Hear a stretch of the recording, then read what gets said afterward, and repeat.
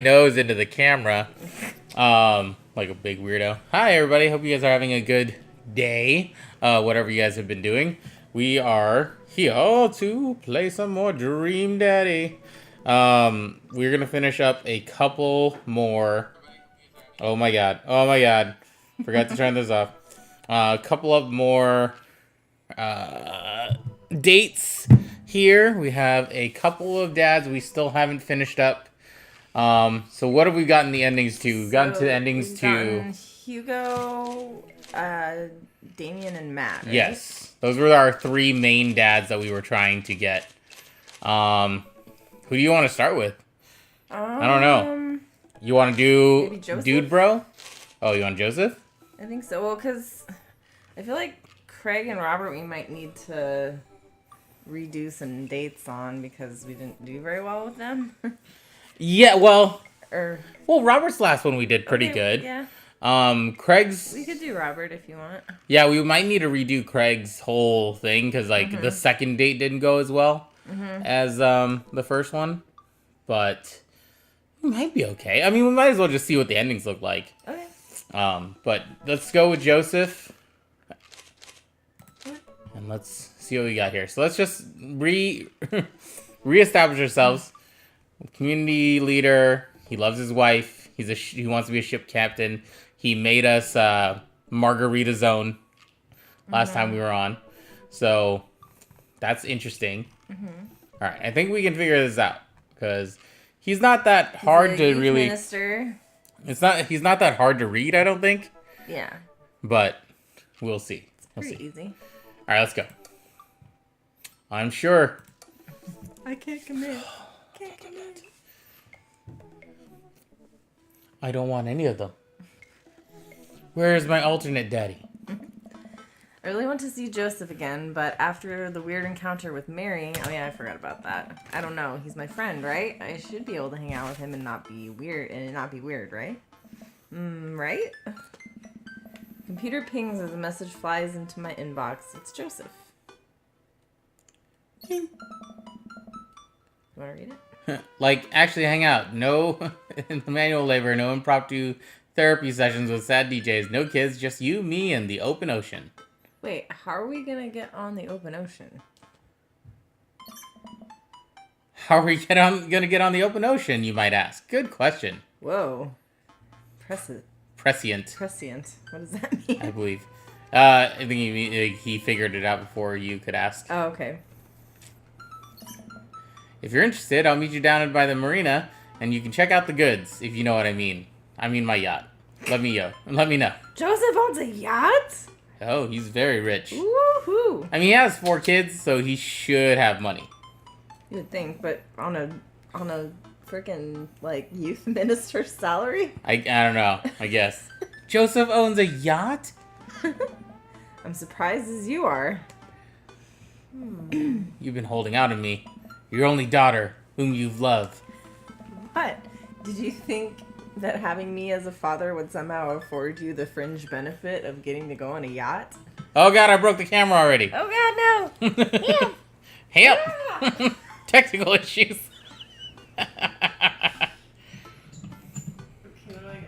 You just gotta unscrew it and then hook it back. Oh god. I was messing with it too much. We're going wild. Here, I can do it.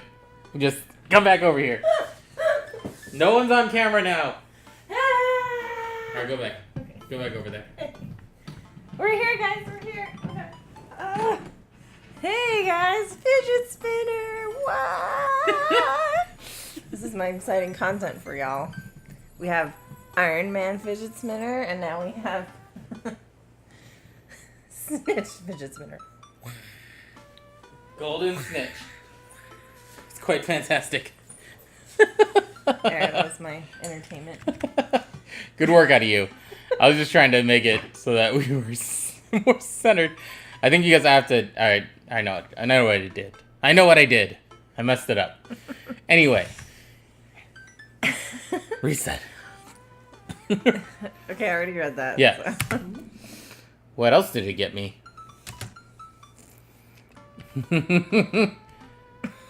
I'm leaving for your college. That one? Yeah.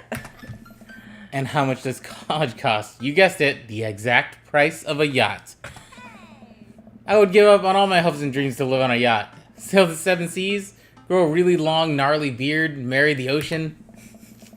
Amanda stares off into the middle distance, thinking about her future as a boat hermit, I guess. Relax, kiddo. Joseph's inviting me onto his yacht. It's going to be a yacht of fun. Oh my god. Puns. I'm glad you're excited, but that doesn't mean you get to start throwing out puns. Why yacht, Amanda? Uh. Well, I gotta go get ready to go on my friend's yacht. I start to walk away, but Amanda stops me. Hey, in all seriousness, I hope you have fun. Yeah. But make good choices, okay? But Dad! Don't stay out too late. You can't go to Jennifer Longfort's birthday party this weekend. She promised me she would Prom post. propose to me, but ended up going with Logan Crutchfield. I'm not going anywhere near that party. Good bit, Dad. Good bit. I respond back to Joseph, letting him know I'll be there. A quaint marina, complete with local mom and pop shops and a small diner, frame the bay. I've gone for a few walks by the bayside to stare enviously at all the nice boats before. Joseph should be around here somewhere. Gosh, this is fancy. I feel a little out of place. Coach? That doesn't sound like Joseph. I turn around to find Robert. Hey. What's he doing here? So, how's Joseph? Robert comes off cold immediately. I get the feeling he's not happy I'm here. And what's with that look? He seems very angry. Very, very angry. He's going through some stuff? Robert blasts through a cigarette. So I guess he's your friend now, huh? Your pal? Oh, he's... Robert, you're my friend too. And I suppose two friends just spend the night out on a private yacht together, being buds, chatting about friendship. Is that what two friends do? His voice is getting louder. What has gotten into him? Jealous? Robert, come on. You know I'm not like that. Coach. Coach, you might be an idiot, but I'm not. What's your problem with Joseph anyway? I don't like Joseph. I don't trust Joseph. Joseph is a bad guy, and I don't want him around you. Robert, you committed petty larceny last week and think you've been haunted by the Dover ghost. It was the goddamn Dover ghost. Robert pauses to calm himself. Joseph's not who you think he is. What? Ask him about it sometime. Bring it up. And watch your back when you do, because a guy like that will put a knife right in it. Robert flicks a cigarette into the front seat of a recently cleaned schooner before turning around to leave. He takes a step, hesitates, then turns back to face me. Oh, he just gives you the double take, huh? You're both awful. You deserve each other. I'll tell Mary you said hi. Whoa. What the fuck? What is going on in Fuck this you, game? Robert. With that, Robert storms off. Something I didn't see. Turns off down the pier. Okay. Well, okay. I wandered deeper into the marina. All the boats are really, really nice. I wonder which one is Joseph's. This is really weird. It's really weird. Hey, Coach.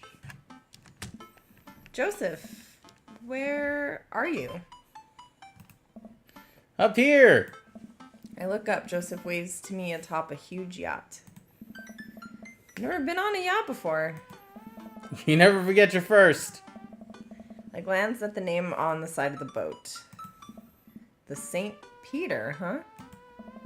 Inherited this thing from my pops. Oh, that makes sense. Real fire and brimstone type. Loved yachts. So what's the plan, Captain? Figured since last time went a bit sideways, we could cast our lot out on the open sea, wrestle with Neptune, set sail on the seas of adventure. You're kind of a goofball when you're not wrangling kids, you know that? Joseph smiles and winks from his perch. I have no idea what you're talking about. Joseph hops down and extends a hand to me, helping me onto the yacht. I'm thrown off by how soft his hands are. Does he moisturize or what? Oh. So soft. Weird. Coach, stop thinking about his hands. Yeah, you creepazoid. Pure thoughts. We're going to be on a boat alone with Joseph on the open ocean. It's a yacht. He's married. It's fine. This is fine. Everything's fine. After undoing the mooring and climbing into his captain's seat, Joseph slowly takes the boat out, ringing the big steel bell with extra emphasis, even though nobody else seems to be around. Shoving off. Boat launching. Man and boat launching as one. The St. Peter navigates out of the marina and into open water, with Joseph doing the occasional steering flourish as the boat bobs along the waves. He seems a lot more relaxed out here. Joseph is definitely in his element. This is the part where we wrestle Neptune, so please remove your shirt and roll in some talcum powder. That. Luckily, I brought my Neptune fork. This one? Neptuning fork. That one? Yeah. Like that. Joseph stifles a laugh. Collegiate level dad joke in there, coach. For a while, we watch as the trees and waves pass us by. Where are we going? Oh. A little further out. It's a lot quieter once we get out in open water. Plus, we can see whales. Whales are cool. I don't trust whales. Nothing should be that big. Yeah. Noted. Joseph maneuvers the boat past some buoys. He sighs. Wish I could get out more often, but you know. Family, wife, saving souls. Nice. So many souls, I can barely hold them all. I watch Joseph work the boat. Despite his age, he doesn't look like he's slowed down at all. And from here, I can see how toned his muscles are. Oh. In pure thoughts! I stare out at the ocean. Joseph's right. It's a lot quieter out here, but something about that conversation with Robert still bothers me. Uh-oh. See if Joseph has a dark side. So I ran into Robert. Was he wasn't waiting for you at the dock, was he? Yes, and smoking like a chimney. That's Robert, all right. Is everything okay between you two? He seemed angry. It's... How do I put this? Did Robert ever proposition you for escapades? Actually, he did. And did you take him up on that? No. Well, that is where we differ. What? What? What? I know, father of four, family man, married for Christ's sakes. I should never have even, but I was in a bad place, and with Mary constantly out, Oh, shit. This is crazy. Joseph settles himself before continuing. This definitely gets under his skin. I made a hasty decision, one which Robert does not exactly... He has a weird thing about casual, But he asked you. You'd have to ask Robert about the weird Robert politics of that. He's been weird about it ever since. Huh. Right. Jesus. But it's over, right?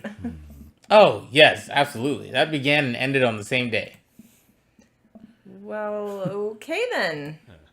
So, you're not upset? I'm not. Things happen, Joseph, and I think you of all people deserve a little This forgiveness. is fucking weird. Thank you, coach. That means more than you'll ever know. Vote in silence. As Joseph big and as- I boat in silence as the bay gets smaller and smaller behind us. I decide to take a peek over the edge of the ship. The wake this thing kicks off is intense. I wonder if Joseph would ever let me water ski off his yacht. Hey, dolphins! Joseph, there are dolphins! So you're scared of whales, but not dolphins? I feel like there's an unspoken truce between man and dolphin. I would be more comfortable riding a dolphin into battle. Dolphins are way more dangerous. They sometimes drown their babies for fun, you know. Can I trust nothing on the open ocean? I like to think that I'm pretty cool. All right, Joseph, it's you and me versus the entirety of marine life. I yell out to the ocean. Lobster don't seem like I would eat more. My life goal is to punch fishes I can't afford. Oh, I like the lobster one, but that's up to you. I'm gonna let you choose this one. You're all spineless invertebrates. That one? Yeah. You tell him, Coach. And here we are. So okay, you just switched positions on the boat. Coach, welcome to the ocean. Ocean sounds. I look out in the vast expanse of blueness. Yep, that's the ocean. I'm suddenly struck with an overwhelming sense of claustrophobia despite being in a wide open space. I am on a boat with a handsome married man. And there are whales beneath us. Nothing should be that big. It's a little daunting, isn't it? Do you trust the whales? You know there are more dangerous things in the oceans than whales, right? Like tuna. The tuna is an apex predator. What about sharks? Sharks are tight. Hold on. It's the tuna you gotta watch out for. I need to move this. Oh, is that impeding your it's impeding reading? my vision, yeah. It's the tuna you gotta watch out for. And the whales. Hey, wanna look out wistfully over the sea with me? I'm gonna do the bow of the ship. You know, Shh. Quiet contemplation. I'm alone with my thoughts. Cool. I look out to the sea for a bit, then over to Joseph. He looks so commanding as he surveys the ocean. It feels like he really is at home on the water. What Mary said to me at the bar. Can't stop thinking about it. Is she right? But she's terrible to him. He's unhappy. He deserves better. I don't know what to think about this, but I just feel so drawn to Joseph. I should say something. So, about Mary. Joseph continues to stare off into the distance. It's, well, if you really want to know. Suddenly I hear a sputter coming from the engine room. Joseph runs over to the boat's controls and taps on some dials. I guess we can talk about Mary later. She is a vampire. Oh, okay, so we might have a small problem. What small problem? We are out of gas. What? The whales are gonna get us. The whales siphoned our gas. It's okay. I can just call one of my boat buddies to come tow us back in. How did you leave without not having enough gas? He doesn't plan ahead. He has 4 kids. Oh my goodness. Joseph pulls out his phone, but he did not pull out his penis. Just kidding. I can't do that because there is no service. Because of the 4 kids, you know what I'm saying? Yeah. Didn't pull out. Yes. You did good. I checked my phone. I don't have service either. Should we just submit ourselves to the whales? Well, I do have an old radio in the office, but it's broken. Are you handy with tools? I'm a dad. If the radio is anything like frantically putting together a bike on Christmas Eve, I should have no problem. Let's take a look at it and see what we can figure out. Joseph directs me toward the radio and showcases its insides. Is this going to be a minigame? Oh, maybe. I don't know how radios work.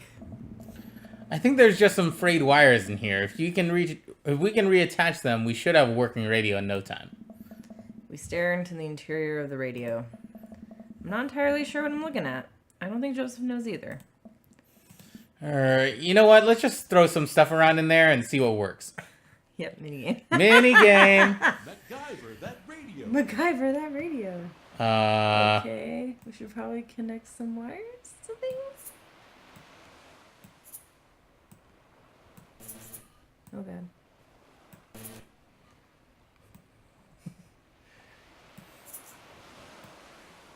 I lost that one.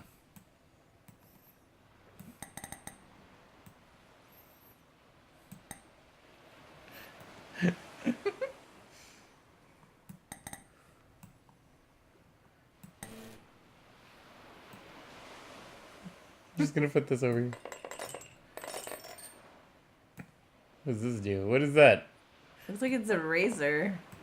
That's not conductive, so it's not really gonna help anything.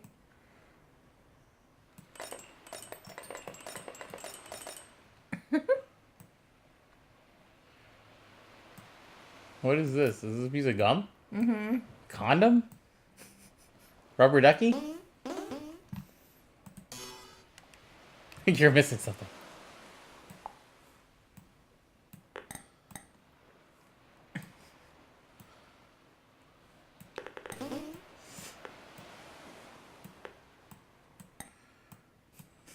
What am I missing? I don't know. Oh God. The Yeah, condom? That's obvious. Uh, I feel like the stuff on the right is batteries. Am I wrong? So shouldn't we try to connect the batteries to the other? I don't know. Bitch, I don't know. I was just supposed to throw everything in there. Yeah. Oh. Yeah, I'm pretty sure I'm just supposed to throw everything in there. Yeah, hey, it works, kinda. Jesus Christ. The radio springs to life. Whoa, we did it. Joseph speaks into the receiver. Hello? Hello? Can anyone hear me? He tries a few other channels. Nobody responds. Might be a little far out. I don't think there's anyone in range. How big's the range? Well, this radio came with the boat when my dad bought it in the 60s, so not great. That's reassuring. Now what? There's worse places to be stuck than on a yacht. Wine? Should we be enthusiastic about the wine or just Middle. I think middle ground. middle ground? Okay.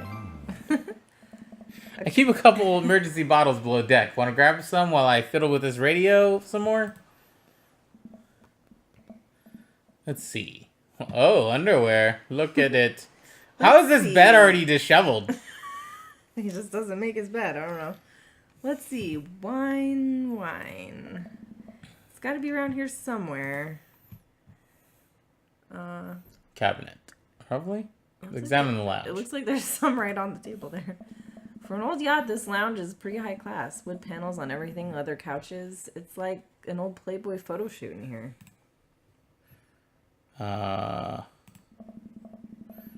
There's some clothes strewn about on the floor. Socks, slacks. Yep, a pink polo shirt. Well, I guess now I know if Joseph prefers boxers or briefs. This place seems a little lived in. Is he living here? Maybe. For an old yacht, this lounge is pretty high class. Wood panel. We already read. Yeah, I don't know why that was there. Side table? Sure. Hey, wine glasses. I must be hot on the trail. But no wine. I grab 2 glasses and get back to the searching. Okay. The bed? I guess. I just want to let it get... Yeah. Oh, a California King. Swanky. It's unmade and a little messy. Less swanky. Okay, rest of the room. Cabinet. We didn't look at the cabinet, right? Yeah. It's a sturdy cabinet, a little dusty, but I bet there are some treasures in here. Examine the drawer? Maybe? I'm just going to look at the flashlights just because. Well, this is a solution to a different problem. Maybe if we're stranded out here for days and run out of electricity, we'll need these, but the chief concern right now is wine intake. Drawer. Hey, it's wine! A whole drawer full of wine. It's a yacht club miracle. Twilight Rouge, huh? Come to daddy. Finally time to get back up to Joseph. I guess focus on the rest of the room. Head back up, right? Or should we look at the shelf just to look? If you want to. Might as well. Photos. There's a few photos on the wall here. Looks like a picture from Joseph and Mary's wedding day. Nice grandpa glasses. Looking real slick there, Joe. Another picture of Mary and Joseph on this. Hi, Sean. How's it going? Hello. Quality 90s fashions right here. Mary still has her patented stink face, but at least Joseph seems happy on the water. Hey, it's all the dads. Look, it's from a couple years ago. The gang's all here. Brian, Matt, Hugo, Craig, Damien, Robert. Wow, Robert's actually smiling and wearing a sweater. That's weird. That's I know that sweater. There's one guy in the end that I don't recognize. Hugo's ex, maybe? And hey, here's Joseph's go-karting with the kids. That's fun. I take a look at everything on the shelf. Knickknacks? Sure. If there's one thing Joseph does right, it's the old stuff he puts on shelves. I take a moment to closely examine what I think is an old submarine clock. Ah, and there's the crosses again. Boy knows his crosses. Really cool design, too. Take a look at everything on the shelf. Last thing. Might as well. Looks like a bunch of different Bibles on brand. A couple of old vet magazines. I guess those must be Mary's? Wait a minute. Is this, Well. Now the hot body shoe is on the other hot body foot. What does this even mean? I don't know. I take a look at everything on the shelf. I don't know. I don't know. What does that mean? Alright, I guess we gotta go back up to Yeah. Joseph now. I bring the wine and glasses up to the deck to find Joseph still hunched over the radio. Coach, wine! Good to see you two. Just in time for the sunset. I didn't take you for a drinker. Yeah. Haven't you heard? I'm a cool minister. How cool. I can land half of my kick flips. What? What is that, like 4? 5 on a good day. Pour me. Regular pour, power pour.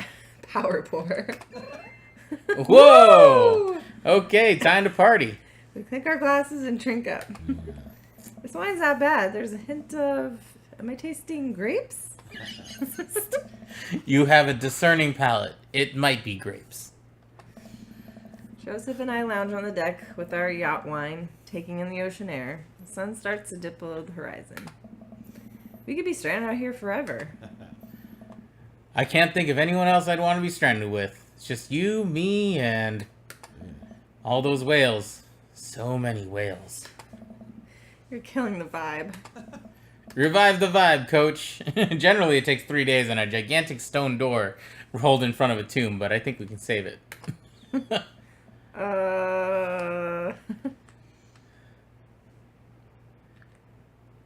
you like your mysteries hot-bodied? Oh, Should which we go with the one? pun? Maybe? Oh, man. Do we call him out on his mystery stories or... Shit. This is tough because I really like that pun. Yeah. And he likes puns, apparently. Oh, I think we messed up. Back to whales, huh? Trying to alleviate my fear of whales by making jokes about them, because I don't have any healthier coping mechanisms. Cheers to that.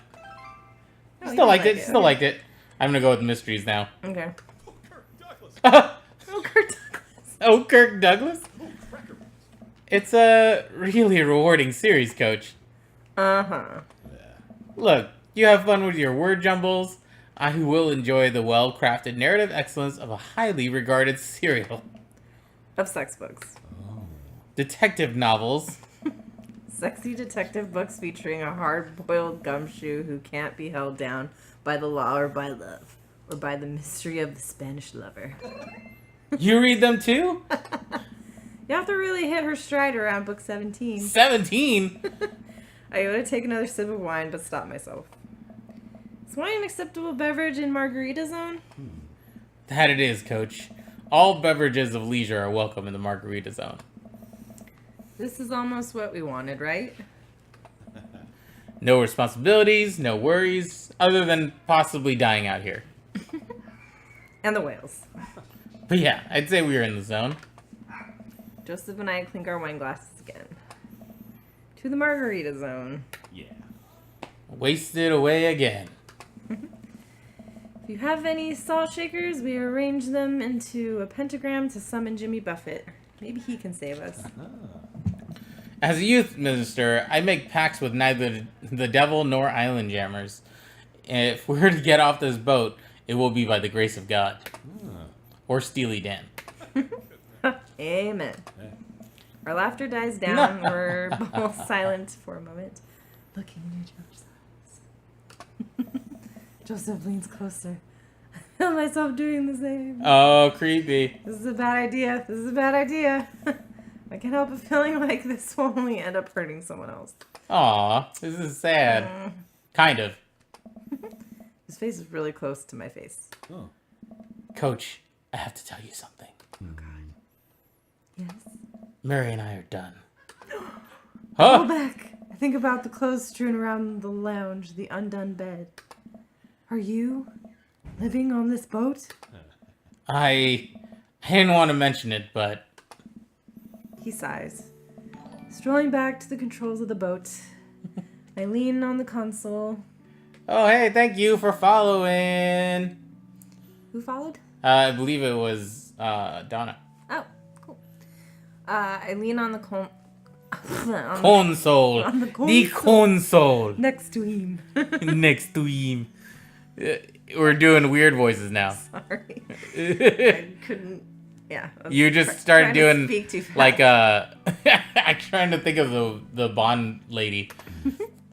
We had a very long talk and it's unsalvageable. I'm staying here until everything's sorted out. Oh, I'm so sorry. If there's anything I can do. I'm fine. I'm fine, actually. It was a long time coming. For the first time in a long time, I'm seeing a path to happiness. And now I can focus on myself and stop trying to deny the things that make me happy. I need someone who will be there. Someone kind and honest. And you deserve that, Joseph. You really do. Anyway, I've been having this crazy feeling there's someone who I could get in the habit of having around. Someone very close to here. Is it Wales? I mean you. Oh. I was trying to be subtle. I think I'm picking up what Joseph's putting down. I lean forward, closing the gap between us when Joseph grabs the receiver. Come in. Come in. Is anyone there? No? Over. We're stranded out on open waters. We've been out here for hours. Please send help. Over. But wait, are you guys gonna kiss? I mean, what are your coordinates? Over. Coach, have you been leaning on the talk button this whole time? I look down. Oh, I definitely have been leaning on the talk button. Traded by my own butt yet again. I didn't lean on it. You leaned on it. Neither of you were leaning on the talk button. We didn't hear anything. Over. Hey, were you listening to us? Sir, we are here at the Coast Guard, are professionals. We were not doing that. But as professionals, it seems like you deserve happiness, and we think it's closer than you think. Over. How soon could you guys be here to give us a tow? Over. We'll pick you up in the morning. Sounds like you guys have some stuff to hash out. Over and out. Wait. Silence. Nobody returns our radio calls. I think they left. We stare at each other for a second. Well, Joseph carefully places the receiver on the table, making sure the talk button isn't pressed in. Well, okay. oh, Joseph grabs me grabs by me by the the shirt and shirt. pulls me into a kiss. His lips are soft and sweet from the wine, and his skin is still warm from the sun. I reach for his belt and pull him even closer, running my free hand under his shirt and up his side. Oh. This is sexy. Me against the boat's console, kissing down my neck. Wow. He's going over it. He's going for it, this youth minister. Come on. Oh, God. Oh, his hands drift to my thighs and he effortlessly picks me up. Wow. Joseph carries me below deck. Ooh.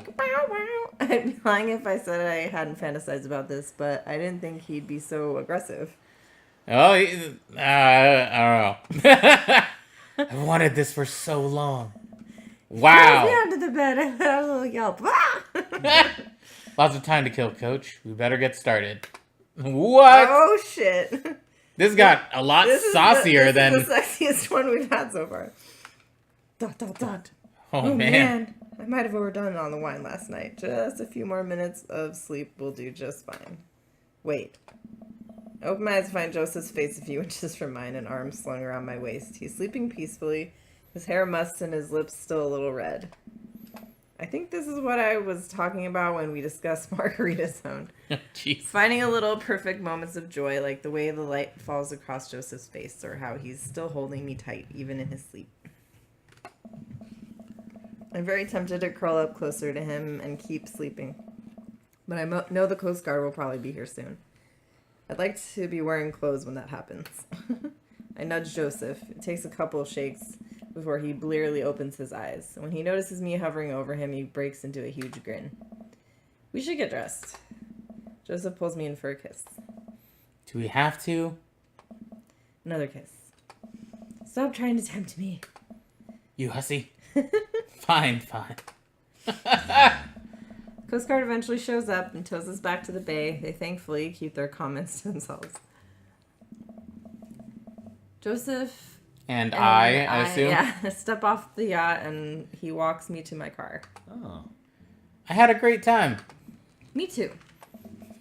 No thanks to the whales. Yeah. Shh. You're on land now. They can't hurt you here. Take care, Joseph. You too. It's a one night only thing with Robert? Wait, what did it say? Oh, he said he gave you a kiss and you Okay. what he has to say. Alright, well, I've been gone an entire day. Hopefully Amanda's alright. Amanda, Dad! She runs up and hugs me. I was genuinely concerned about your well-being, but upon closer inspection, you seem to be okay. What happened? The yacht ran out of gas and we got stuck. But it was okay because I was on a yacht. Weren't you scared? Your father feels no fear. Were you able to take care of yourself for the night? Oh, forget that. I don't know work.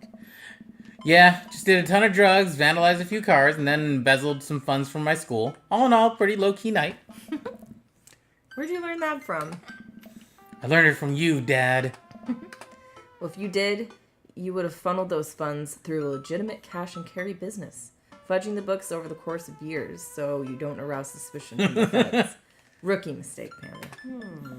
I'm glad you're back in one piece. Did you make good choices?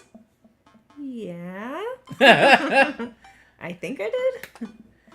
But hey, I'm starving. Want to make sandwiches out of whatever we can find in the fridge? More than anything, Pops. Dodging those serious questions. Date complete.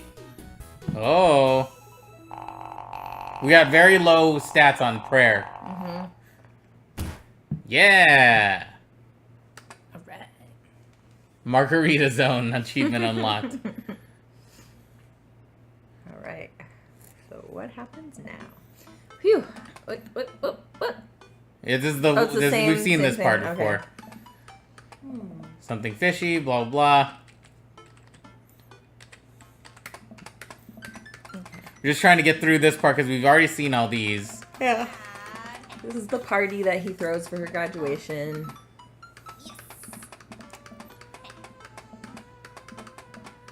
Sorry for all of the clicking. Everybody! Oh, Joseph still looks the same though. Yep. This is your He graduation didn't party really have an surprise. alter ego, so. I guess Matt didn't really. A mac and cheese bar. Ice cream cake. Crunchies in the middle. Blah blah. Alright. Alright. That's the stuff that's the same. Let's see what's going on here in this section. Oh, okay, Papa's that's the always same. Yep. Okay. I'm just like we made the mistake before of passing too fast, so this is definitely going to be different, obviously. Yeah. Oh no, Mary's here with everything that happened between me and Joseph. I should be a good host and say hi to her. But I don't wanna. Come on, coach. You can do this. I walk up to Mary. Hey. I need to find my Mary voice. Hey. Hey. You've been good? Just peachy. I have to go over there now. That went about as well as I would have expected it to. Alright. Alright, well this is the same probably. Yeah. Pass up a good Mac. I just want to see what else is, if there's anything different. You obviously are going to probably interact with his kids. Mm-hmm. This is different. Or this is the same. Mm-hmm. Hey, Hugo, same. Clicking, clicking, click, clicking, click, click, click, click. Clickety clack clack, clickety clack clack. ah, Hey. Hey. This is the same. Yep. See you later. Alright, Matt's the same. Damien. Good cake. Okay. Then it's just this stuff. Sun is setting and everyone seems to have eaten their fill. As the party starts to wind down, I take a seat next to Joseph. Joseph, it's so great to see you again. Great party. Should have you organize the next youth group mixer. My dance skills are ready whenever you need them. Hey, if you aren't busy this weekend, I was thinking we could maybe catch a movie or something? Yeah. Yeah, it sounds like it would be fun. This feels weird. It doesn't feel like it did on the yacht. Hmm. So, I guess things are still friendly with Mary? Dot, dot, dot. Yeah, I wanted to talk to you about that. Joseph sighs. This is probably what Robert was warning you about. Yeah. We talked for a long time. There was some yelling and some crying, but ultimately there was reconciliation. Of course. No! I'm sorry, Coach. I have to make this work with Mary. Oh. I know I shouldn't have. I didn't mean to hurt you. And I'm really sorry you got caught up in all this, but I've just felt so alone lately, and I'm not even sure doing the right thing here. You come to mean so much to me, and I'll never forget all those beautiful moments we shared together. Mm-hmm. But I have to thank you. In a way, this whole thing with you helped me realize that I still love my wife very much. Oh, that's great.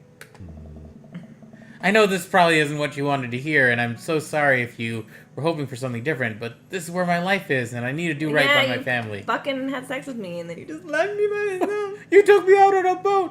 Took advantage of me, you asshole. But hey, Joseph squeezes my hand. Oh, handshake, huh? We'll always have margaritas on. Oh, God. Joseph stands Can I up. punch him in the face? Take care, Coach. You too, Joseph. You too. Uh-huh. Now I'm going to go hang out with Fucker. Robert. Is something wrong? Is there another way this could have ended if it done things differently? I walk over to the half-melted remnants of the ice cream cake and shove a mouthful into my Forkful in my my mouth. This ice cream cake is my new boyfriend. Last gets him to make their way out of the party. Anna wanders over This and is how I says, deal with my problems. Killer Party Pops. So, That's where she gives you a gift. I'm still eating my cake. Oh no. I'm eating all my feelings right now. Yes, this is what I do. Now I want cake. Ice cream cake. Team Ferratu for life. All right, Aw, well. fuck Joseph, man. Fuck him straight in the balls. Yeah, that was not the ending I was thinking was going to happen. And, like, I'm assuming. I feel What like is- it couldn't really have gone any other way, could it have? no. I mean, maybe if you were. Because I pretty think much all it- the dates we had were good with him, so. But I wonder. But I wonder if we would have. That's awesome. But I wonder if we were a straight dad, not a gay dad. If that ends differently, where you're like, because we haven't done that route at all, where we have a traditional dad Yeah. rather than the gay dad. Yeah. So we don't know how these end up if you do the straight route. That's true. So yeah. maybe if you do the same things and I don't know, maybe you convince him that his marriage is not right. I don't know. I don't know if that's a thing. Yeah, I don't know. We'd have to there's a lot of replay value of this game, obviously. Yeah. So, all right.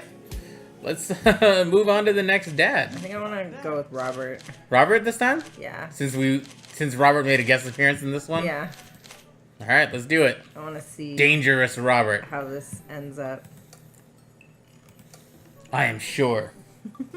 I do like the subtle changes of Robert over the first couple dates. Like the first date, you're like, what the fuck is he doing? He like threatens kids, Yeah. but you end up having fun. It's not like it's like good natured Yeah. ribbing, and then the next one he kind of opens up to you like too much almost. Yeah. So I haven't spoken to Robert since that night, and that's another thing too. Is like, what if we had gone with like Robert, like too, Yeah, like, right at the beginning, yeah. I haven't spoken to Robert since that night. We drove out to his thinking spot. He seemed unusually somber then, like more so than he usually amount of somber that Robert is, which is already a lot. I've been thinking about him and hope he's doing okay, but I've been a little reluctant to reach out to him. Coach. Hey, Coach. Guess who's getting their drink on tonight? Take a look at my dad book messages. There's a flurry of them from Robert. Guess. It's you. Also me, but mostly you. Should we go with yeah, dude, or right now? Or why? Probably yeah, dude? I'm guessing yeah, dude would be the right Okay, answer for him. I type back to Robert. Robert, buddy. Tonight we ride. Yes. Meet me at Jim and Kim's at 8 p.m. Not that I'm unappreciative, but I think this is the first time that Robert's given me more than an hour's warning before hanging out. It's true. Last couple times he's just been like, he just shows up at the house. Mm-hmm. Amanda! Amanda pops her head in the hallway music I don't recognize blaring from her room. What's up? I'm hanging out with Robert later tonight. Okay, cool. Robert, who is my friend. I have friends. I'm happy for you, Dad. People enjoy my company, Amanda. Dad, I'm so happy for your continued development as a human being. What are you listening to? Sad shit. I don't give a fuck anymore.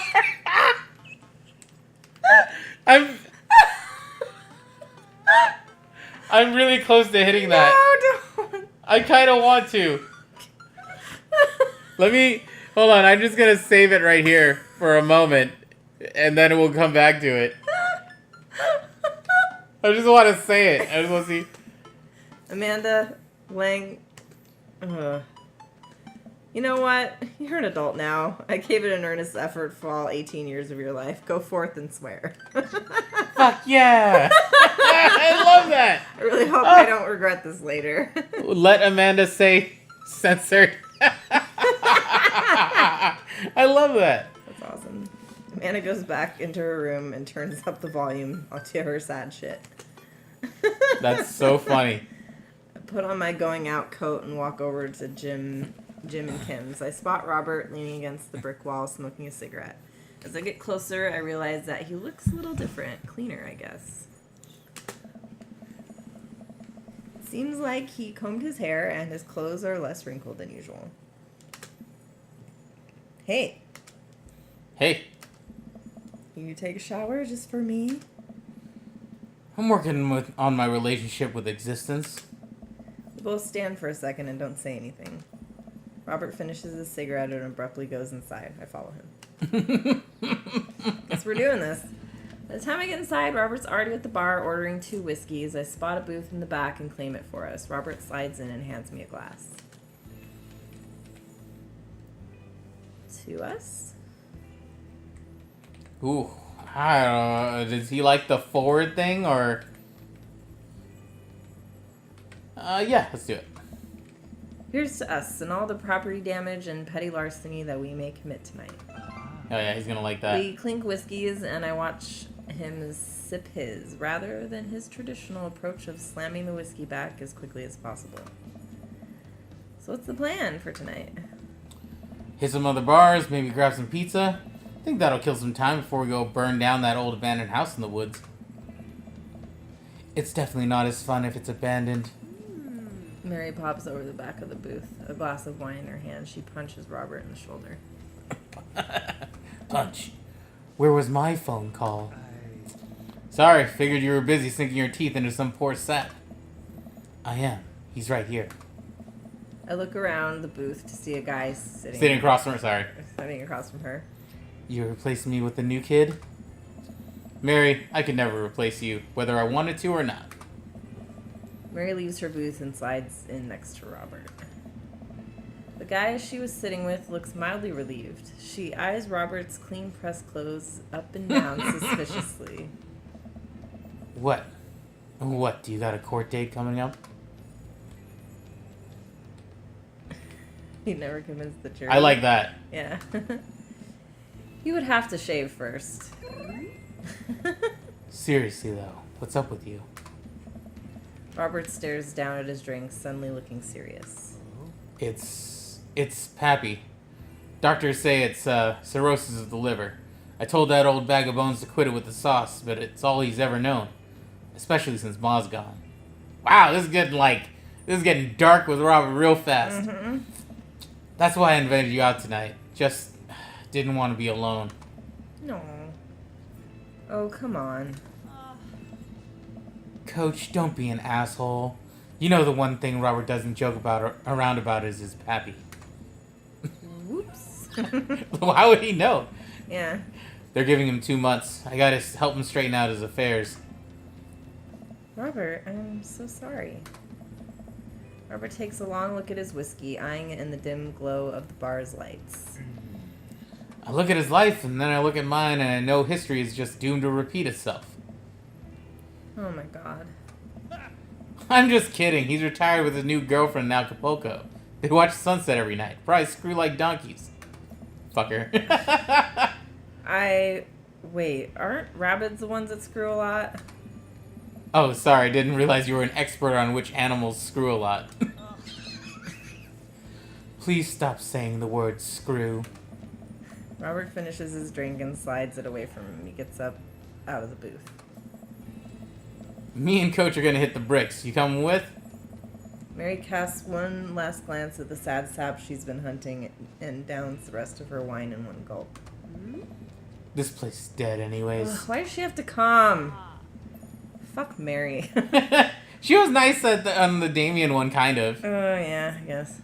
We exit the bar and find the typically empty streets filled with a small crowd of people. At the front is a guy with a really deliberate attitude and bad posture. He carries a lantern that he shines up at his face for dramatic effect. Just moving this. Hopefully I don't break the thing. We're good. Alright. What's going on? Looks like it's one of those walking ghost tours. They do that in this part of town all the time. I've always wanted to do one of those. I've always wanted to do one of those. You know all the stories are fake, right? Pretty much all my stories are fake. This is research.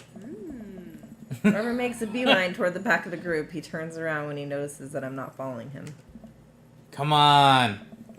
Can't just crash it, can we? Don't be such a square, Coach. Just act like you belong. Robert sidles up to the tour group. I reluctantly fall into step behind him. Well, here goes nothing. Oh God, why is it always I have to do this. That's I awesome. have to do this voice again. Yep. Hey, I was in the... No, sorry. I didn't mean to- Oh no! Sorry. I didn't get to see what he said. Oh, sorry. Today we do not know if the people burned at the stake were actually witches, but it is widely reported that their ghosts still haunt this hapless dive bar to this day. Okay. It was actually 1692, What? and the site was over by the coffee shop down the road. I'm sorry, who are you? Daniel McSturgis, ghost historian. And this is my colleague, Dr. Oh, which one do we go with? 80s reference? Oh, I'm 80s stuck between 80s or and 90s. Maybe 90s? I'm gonna go with 90s. Okay, 90s reference. Dr. Prescott, paranormal investigator extraordinaire.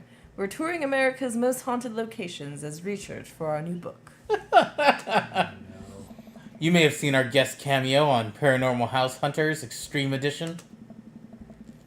A couple of people in the group start nodding. Man, Robert's good at this. Are you guys part of this group? I don't remember seeing you at the first stop. We like to keep a low profile. Easier to catch ghosts that way.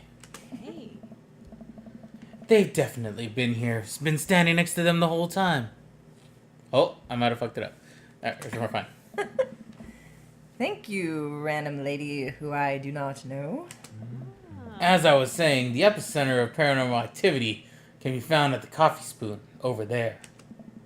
The man who runs it has been plagued by hauntings since he signed the lease. Damn near driven him mad. Whatever you want to say is cool, I guess. It's your tour.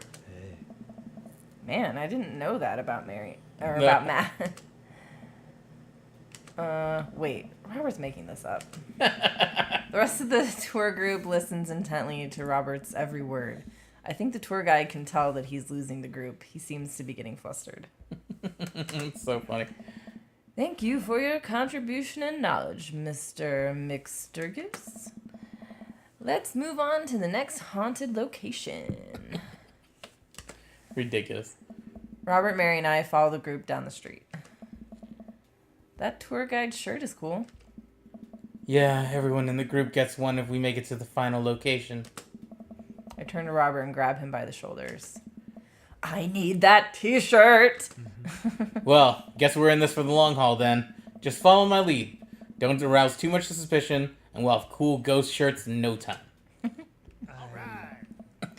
Our group arrives in an old, decrepit, colonial-style house.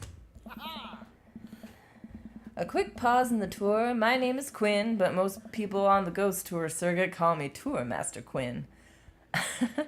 I'm a DJ, trivia master, and part-time actor. I do private ghost hunting events, birthday parties, MC bar mitzvahs, and perform traditional ventriloquism mime work. Or Vaudevillian. vaudevillian, I'm sorry. Tour Master Quinn gives out headshots to all of us. His resume is on the back. Stage combat experience? Anyway, here's a little bit of history for you all. This was the home of noted American author Dorothy Pembridge, whose prose was wildly popular in the late 19th century. Wait, is Damien, right? Is Damien going to be on the tour? Possibly. I don't know. It was in the attic of this very home where she wrote such classics as The Diaries of Victorian Mistress, Lady Fitzwilliam's Courtship, and The Ghost of Sea Captain Reginald Barclay. She unfortunately died of consumption shortly after the turn of the century, but several people have reported that on some nights you can see a light from the attic where the ghost of Miss Pembridge continues to work on her latest bestseller. What is consumption? Do you remember what that was the word for the... Tuberculosis? Was it tuberculosis or TB? Hold on. That's something we should look up. Let me look up. If anybody knows in the chat, let us know what consumption meant back in the day. I feel like it's probably tuberculosis. It's not. Yep, tuberculosis. Yeah, we win. All right, cool. Moving on. I don't know how I just randomly knew that, but anyway. I guess you could say that she was consumed by her work. I am. Hey! Anybody? No reaction from the crowd. This guy needs to work on his dad jokes. Actually, consumption is a popular cover-up. Little known fact is that it was a murder-suicide. I'm pretty sure she died of consumption. Sure, and we definitely didn't hire Stanley Kubrick to elaborately fake the moon landing. That's the watered-down, censored version when they teach you in school. But if you can't handle the real story, I understand. It's not for the faint of heart. Can we? I think everyone would much rather hear what this world-renowned ghost historian has to say. Right, everybody? Right, yeah. Yeah! Totally. This is a topic we cover extensively in our book with Dr. Prescott. Would you care to tell the story? Okay. Riff something highbrow. Definitely riff something highbrow. Okay, let's do it. Yes. Though it's rarely covered in traditional textbooks, Dorothy Pembridge was caught in a fierce rivalry with fellow local author Arthur Livingston Price. Arthur's books were a blatant ripoff of Pembridge's work and consistently sold better. Pembridge was enraged by this and confronted Livingston Price at his home with plans to end his life. Their bitter feud surprisingly blossomed into a torrid, passionate love affair. After many months of secret courtship, Pembridge followed through with her original plan and poisoned Livingston Price in his poison. Ooh, you alright? Everything's alright. Woo! Poisoned him in his sleep. Overcome with unexpected grief, Pembridge polished off the last of the poison and died by her lover's side. Reports say the couple who entered this house will no doubt doom their relationship to a bitter end. Man, I should bring my wife here. The entire tour group laughs heartily. I'm kidding. My wife is dead. The crowd gasps. Crowd gasps. She was killed by a ghost. The crowd gasps again. I'm just messing with you guys. Nervous chuckle from through the crowd. The tour guide sees this as an opportunity to take back the group and addresses us with some razzle-dazzle. Haha, what an interesting story. Now, I just want everyone to know that the next location is extremely terrifying. If anyone thinks they can't handle it, feel free to excuse yourselves. Alright, I'm bored. Mary turns to a young guy looking at his phone and taps him on the shoulder. Hey, kid. Fancy buying a gal a drink? The guy looks up at her and smiles. Only if the bar is haunted. Honey, I can show you the most haunted place in town. I think I could exorcise your demons if that's what you're looking for. Don't write checks or dick cash, kid. Jesus Christ. And Mary is very forward. Woo! His eyes go wide. Mary salutes me and Robert. She suddenly pulls me into a hug and murmurs into my ear. When you've known Rob for as long as I have, you know when something's wrong. Keep an eye on him for me tonight, okay? Sure, Mary. Good man. Mary pats me on the back and pulls away. She takes the guy's hand and leads him down the street. Hey. Take it sleazy, fellas. God help that poor soul. Mary or the kid? Both. Last stop. This burial ground is such a hotbed of horrifying paranormal activity that I'm not even sure where to begin. There is the wailing ghost of the Wharfman, the vampire of Maple Bay, and the children of the moonlight. What about the Dover ghost? By this point, the tour guide is clearly irritated with us. What about it?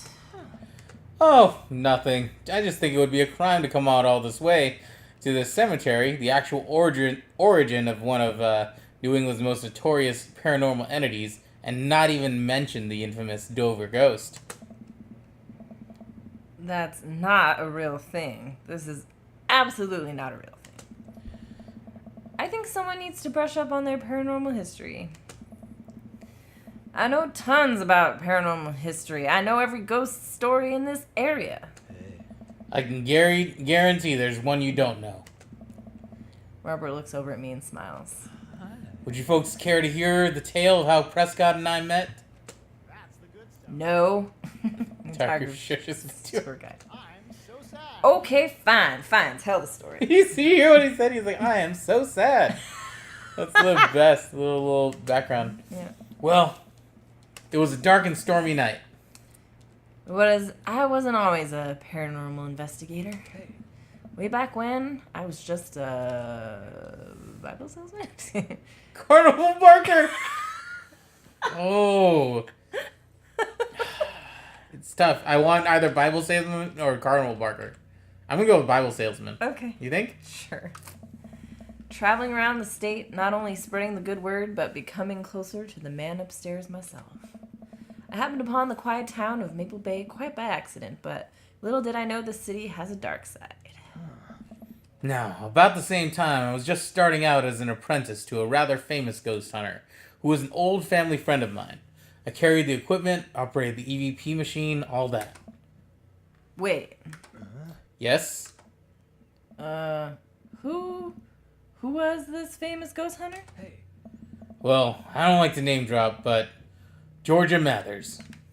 The tour group gasps. Georgia Mathers? She's a legend. You know her? Knew her. Amazing woman. Died mysteriously. Miss you, Georgie. Anyway, we were in Maple Bay investigating some reports of strange lights and sounds coming from the cemetery late at night.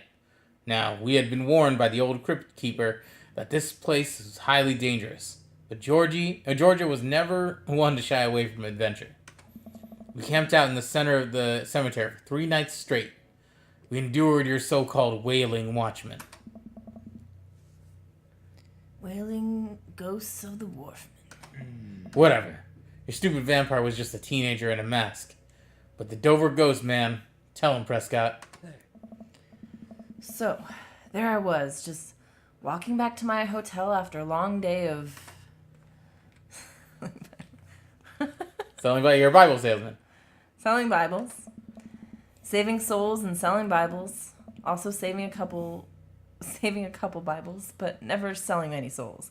Except my own, but that's another story. I lean over to the tour master Quinn. Won it back in a fiddle competition. Found myself walking past this very cemetery. Now, I was never a superstitious man, but something seemed off. I could hear some sort of commotion happening deep within the graveyard, and I felt compelled to investigate.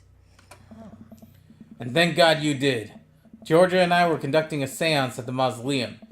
At first, things were pretty normal, but after about an hour, everything went south. Playing back the EVP meter, we were able to hear a single word. Run. The air suddenly went cold. Something was very, very wrong. I just knew we weren't alone. We started hearing this faint, distant scraping noise, like something being dragged across the ground. It got louder and louder until it was deafening. Some kind of demented howl. And then I felt it. Something grabbing my ankle. Robert has the whole crowd hook, line, and sinker. You could hear a pin drop. I've only cried twice in my life. Once was the birth of my daughter. The other was when that thing started dragging me. I wasn't sure where it was taking me, but knew it was no place I wanted to go. I was sure I was going to die. The moment I crossed the gate into the cemetery, I heard this god-awful screeching. I ran in the mausoleum just in time to see a man being pulled across the floor by... God, to this day, the mere thought of it ties my stomach into knots. It looked like a man, but like... I glanced at Robert. Like someone who didn't know what a man was supposed to look like tried to put one together. The arms were too long. His eyes glowed red. It was walking like a shadow. It was like a walking shadow. Like a walking shadow. What'd I do? What any good person would do. I lunged for... Shoot, was this a fake name again? Oh, God. Oh, shit. It was Daniel? I think it was Daniel. Daniel McSturgis, yeah. Daniel. I grabbed his hand and entered into a tug of war with the unholiest of forces. Whoa. I thought I was going to be torn in half. But I had God on my side. The pocket Bible I always kept on me fell out of my shirt pocket, and to this day I can remember what passage it opened up to. Oh, shit. Austin Should I 316. look these up real quick? Ooh. My gut One moment. says Leviticus. I'm going to be a nerd and actually look these up. Leviticus 2:5. 2:5. I'm my gut says Leviticus 2:5 or Revelations 1:3.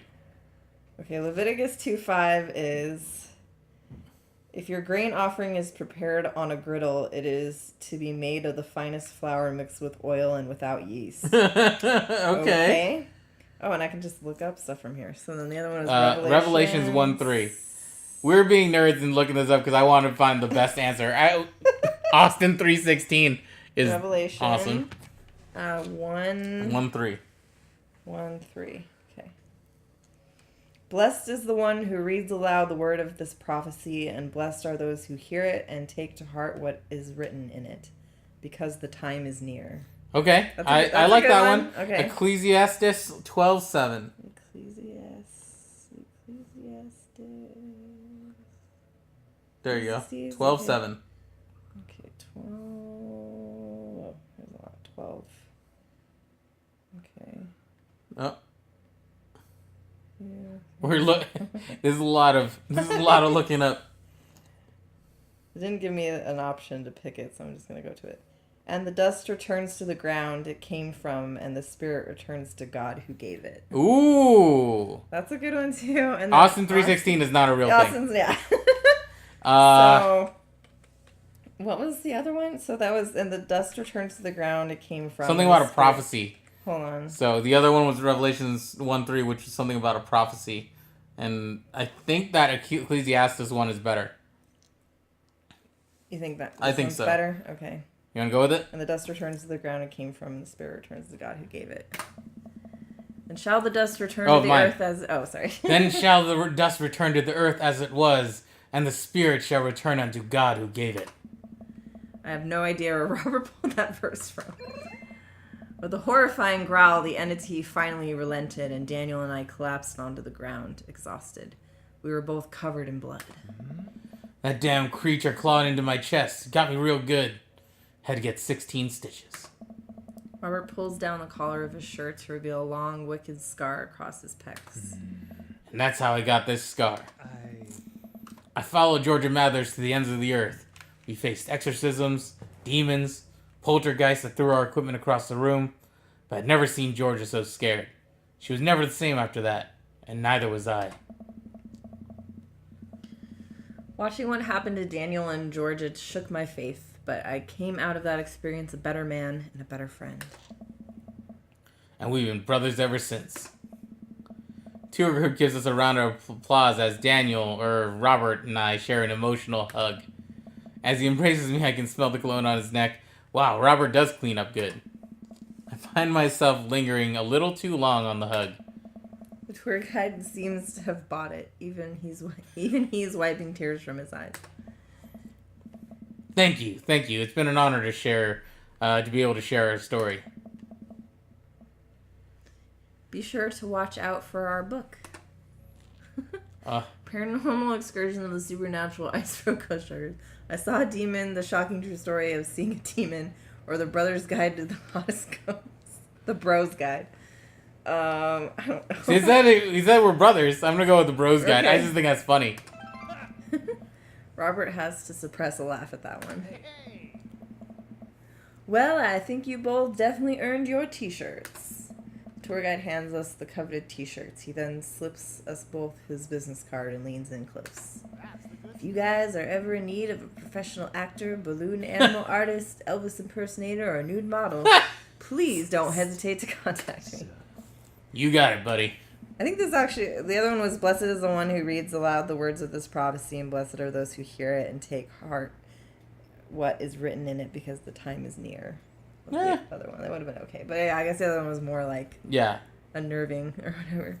After a couple of tourists take selfies with us, we split away from the group and walk home. Nice. That was incredible. I really can't believe they bought all that. I didn't know you had it in you. Coach, excuse me, Dr. One. Dr. One?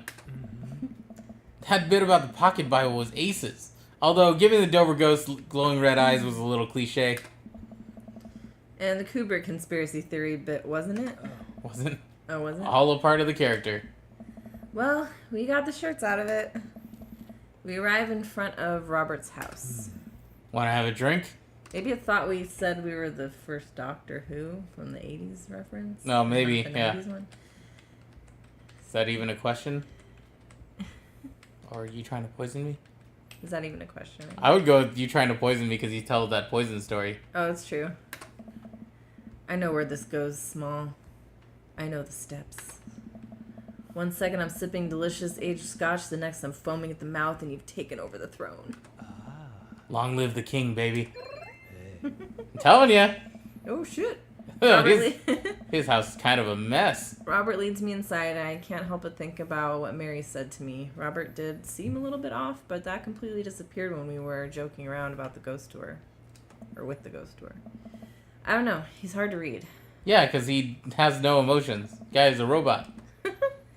While I'm thinking, I hear claws skittering across the floor. Oh god, it's his pit bull. I'm about to be torn to shreds. I shut my eyes tight and brace for impact. Betsy, hey, be nice. Is it a kitty? I don't feel anything but tiny paws scratching at my shoes. I open my eyes. It's got to be a kitty. Nope, it's a dog. Yeah, because I told you. Oh, thought yeah, he had yeah. he had like a little, like a French Betsy? bulldog or something. Betsy? No. Robert's dog jumps away from me, running around in circles and sniffing Robert's leg. He pats her on the head. Oh, yeah, he does have a dog.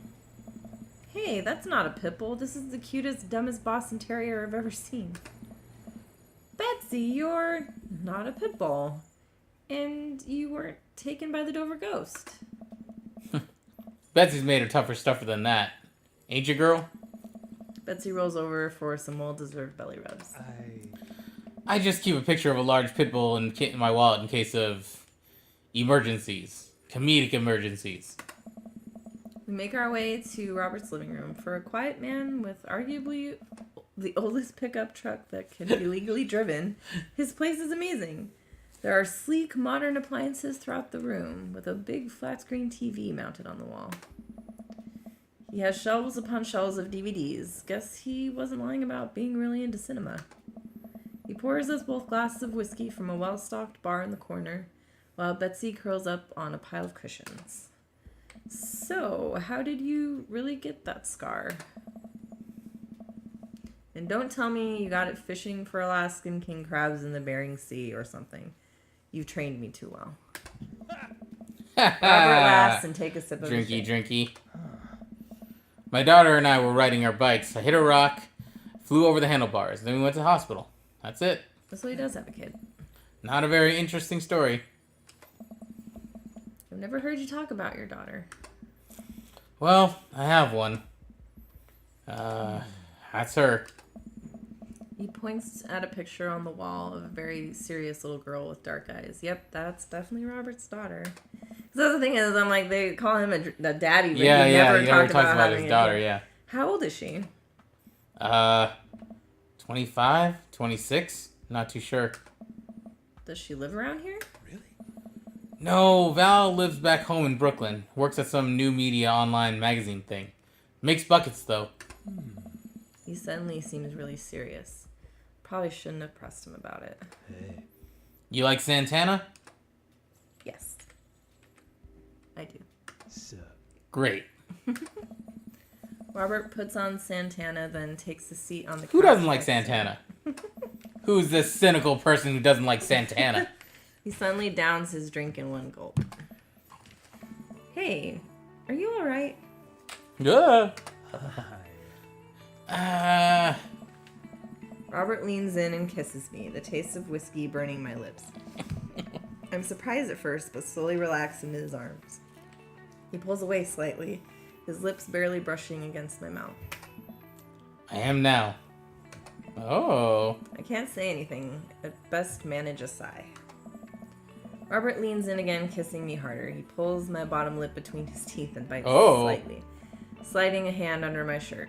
My heart pounds in my chest as he lies us both down on the couch. He kisses a trail down my neck, his teeth grazing my skin. I just wait. It's not that. Robert bites down and I have to stifle a moan. Oh. Stop! Robert stiffens up and pulls away. No biting? No, I'm more than okay with that. Hey. Something's up. Robert runs a hand through his hair and looks away. I'm fine. Just been kind of stressed out. Tired. Not a big deal. Push it. I'd say. We should push it? Okay. Push it real good. Listen, I want this as badly as you do, but I know something's wrong. I need to make sure that you're okay. Robert stares at the ground. He doesn't like to talk about his feelings. I know. You don't know me that well, Coach. I'm not a good person. He takes a deep breath. Spent my whole life only taking and taking and taking. And now here I am. An old broken man sitting on top of a pile of everything I've ever taken. Alone. But I wanted to know you. I don't have to keep you don't have to keep hiding behind fake stories and acting like you don't have feelings. I don't know. It's He sighs heavily. It's Val. She's visiting tomorrow. She wants to patch things up. Are you I'm sorry, but is this a bit... No. When was the last time you saw her? 3, 4, I think. Months? Years? Years. Yep. I sit up straight. Jesus, Robert, what happened between you two?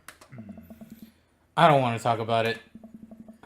Robert and I sit in silence, neither of us wanting to look at each other, both of us unsure of what to do next. I don't know. Fine. Things were already bad between us. I cared about her. I always did. Things just got in the way. And before I knew it, she was leaving for college and wanting nothing to do with me. Marilyn and I moved out here to settle down. We thought it would help to get away from all the distractions. All the money, the drinking. But temptation gets to you. Tried to be better, I just couldn't. And then, the accident changed everything. I think every day about how she must have died hating me. I never became the better man she wanted me to be, the one she always saw in me. Oh, his wife died? I guess. She was the last thread Val and I had connecting us together. I didn't know that when I lost my wife, I was going to lose my daughter too. Such a tragic story. Robert. Spent so much time chasing after things I thought were gonna make me happy that I ruined my only real chance at happiness. Now my wife is dead and my daughter hates me. And then I convinced myself that this He gestures vaguely in my direction. was going to make me happy. Why do I even try anymore? I'm so sorry. I know how hard it is to... No, you don't. How could you possibly know how this feels? You did everything right. Your daughter loves you. You're a good person. I was a terrible husband and I'm an even worse father. I have no idea why she's even bothering contacting me now. I know I'm just gonna fuck it up like I always do. I'm broken. I shouldn't even go. Robert puts his head in his hands. Tell him what he needs to hear or wants to hear. Needs, probably. Nothing is going to change until you do. Robert pauses. He looks at me. There are a lot of things in my life that I regret, that I wish I could take back or do over, and it hurts so much to know that I can't.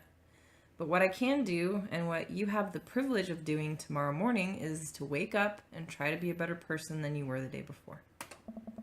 Things aren't going to fix themselves tomorrow or the next day, and patching things up with Val isn't going to solve all your problems either. But nothing is going to change if you don't, and you can't love anyone else until you stop hating yourself. And you're right, I don't know you that well, but you have the same capacity for good that we all have, and I know you can find it. Val is giving you a chance. Don't waste it. But... Robert, listen to me. It's gonna be okay. But... I lean over and embrace Robert, pulling him in gently as I can. He buries his head in my shoulder, hugging me back. It's gonna be okay, buddy. Place a hand on the back of his head and stroke his hair. He shudders and sobs. I realize that he's crying. It's okay, Robert. It's okay. Thank you. Aww. We stay there for a while holding each other. We both eventually drift off to sleep. Aww. It's okay. Don't be crying. There's all these like weird heart moments in this game.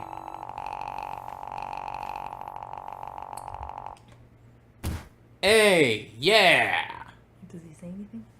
I didn't hear. He probably doesn't. Robert doesn't say a lot. That's true. He does say stuff sometimes. What does he say? Knife Dad. Knife Dad. That's the achievement we unlocked. Was Nice. Knife Dad. Alright. Alright, now we fast forward to whatever else goes on here. Just fast forward probably is good. Oh, asked too many questions. It's this part we need to... Yeah, sift through. A little bit. Okay, surprise party. Ice cream cake, mac and cheese bar. Oh god, I really want an ice cream cake right now. Pablo, all the same with him. So I just did this. Ooh. Oh. Listen, kid, you're gonna need some real life skills out there if you're gonna make it out on the streets. We actually did have this one Oh. before. I'm going to college. Same thing. Look, I know you're not old enough to drink. I haven't seen this in a while, so I can't remember. Right. And I know you're smart enough not to drink until you're of legal age. Uh-huh. But hypothetically, if you were to drink, it'd behoove you to drink a glass of water between rounds. Got it. Hypothetically. And if you wake up with a headache, all you gotta do is take a jar of pickles and drink the pickle juice. You're gonna be fine. What's going on here? Give it a rest. Girl talk. Mary turns back to Amanda. Now let me tell you all about how to deal with a bad roommate. First thing you get straight A's if they die during the semester. Mary! Relax, it's a myth. I think she was I talking. think this is different, yeah. Yeah, they were still like buddying it up, but I don't think it was the same. Against my better judgment, I leave them be. Oh, Who the hell? Oh, this must be his daughter. yeah. I don't think I recognize that girl by the snack table. I should go say hi. Hi, I don't think we've met. Oh, we've met years ago. Oh, what? And I'm here for my revenge. That's definitely his Yeah, daughter. it's definitely his daughter. Uh, You're Robert's kid, aren't you? Spot on. I guess that makes you Coach, huh? Yeah, it's nice to meet you. I'm glad Robert brought you along. He promised there would be free food, so that's kind of hard to pass up. And look, I don't know you, but can I get real with you for a sec? There's a lot of those types of sentences in this game. Yeah. My old man's a real closed book, you know? Me and him, we got a long way to go. You don't erase decades of neglect in a week, but sure can get tired of staying angry about it. That kind of bitterness poisons you, I think. I'm too young for that. Anyway, lately he's been better, a lot better. And between him shaving for once and how much he talks about you, I get the feeling you had something to do with it. Huh? So, thanks. Robert means a lot to me. I'm glad he's getting better. Just keep an eye on him while I'm not around, okay? Or else. What? I'm kidding. Or am I? I don't know why I'm like this. I think it runs in the family. Amanda trots up to the conversation. Hey, I love your necklace. And your hair. And just, jeez, your whole vibe is cool. Thanks. I like your jacket. My girlfriend collects pins too. Oh, this is my daughter Amanda. Amanda, this is Robert's daughter Val. Nice to meet you. I've heard you're a photographer. Ah. Aspiring photographer. I'm going to school for it. You take pictures? Yes? Then you're a photographer. Welcome to the biz. Val hands Amanda a business card. Ooh. Oh. If you're ever looking for internships, shoot me an email. Anyway, I need to go make friends with that woman over there who's dual-wielding wine glasses. Catch you later. Val walks away. She's so cool. She gave me her business card. She touched my hand. Congrats! You just networked for the first time. I think I gave her a good voice, right? Yeah, I think so. She's very I'm a airy regular and sexy. business lady now. Quarterly projections, stock market, synergy. While you're making a fortune as a businesswoman, I gotta keep this party going. Catch you around, Pops. Coach. Alright, have you seen this stuff? Don't let him bait you. Alright, I'm just gonna try to fast forward without skipping things, hopefully. Craig, we've seen. Alright. Oh. Yep. Okay. Okay. Amanda Okay. wanders over and sits down next to me. Oh, this is the... Okay, she gives you a gift and then you go to talk to... Robert. Yeah, Yeah. yeah, yeah.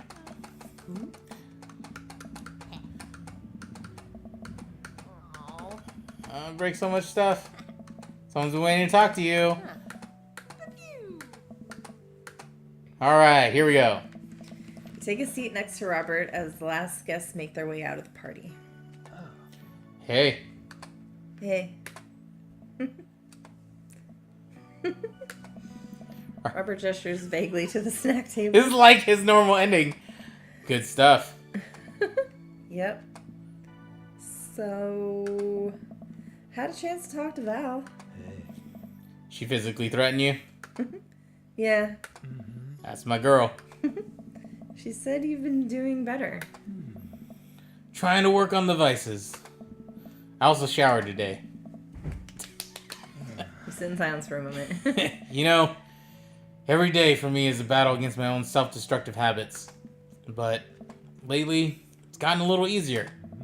Thanks for talking some sense into me. It's hard to get things through my thick skull sometimes, but what you said that night has actually helped. I'm glad. I like you, Coach. I like you a lot. Haven't felt this way about someone in a long time. I lean in and kiss him for a moment before he pulls away. He takes my hand in his. You're special to me.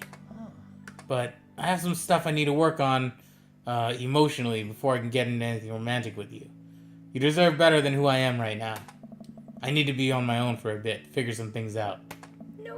Aww, of course. Of course. He's a damaged goods man. I think what you need right now is a friend, and I'm happy to be that for you. Thank you. That means a lot to me. And if you're ever ready for more than that, you know where to find me. Let's hunt ghosts sometime. I would love that. I put my head on his shoulder and we watch the sun slowly dip below the horizon together. It's pretty good. I'm okay with that ending, because Yeah, it's like, he's got a lot of stuff going on. Oh, we didn't get a... Or is it after I think this? it's It's after this. yeah. I'm okay with that ending because he is a damaged character. Mm-hmm. In general, you probably don't want to be getting into a relationship with someone like that right off the bat. Yeah. Give them a little bit of time. Figure that shit out. Here we go. Oh, that's a cute one. He's whittling. What did he What did he whittle? He's a whittle. It's a dog.